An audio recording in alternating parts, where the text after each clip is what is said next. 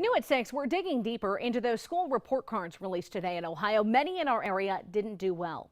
27 First News reporter Dan Marcel has that story. He has more details and reaction. He's live tonight.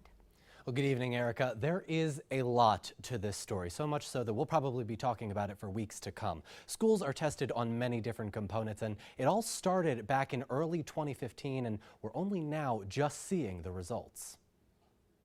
Okay, it's pretty complicated, and I think you'd hear that from most people that had the first blush of looking at a school report card. The report cards are not easy to figure out. Schools are judged on 10 different components and given 16 different letter grades. Some districts say they're pleased with the results.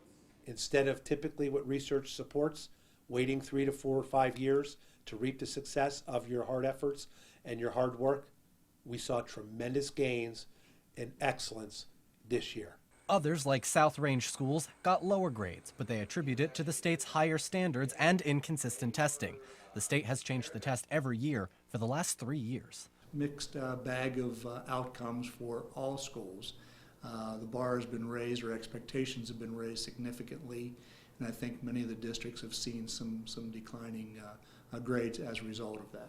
No real average as to how schools in the area did. Some very elated with their grades, like Lowellville behind me. Others in the area, not as much. The one thing they do agree on is that understanding these results will take some time. The Ohio Department of Education actually published this 32-page guide to fully understand what all of the grades mean.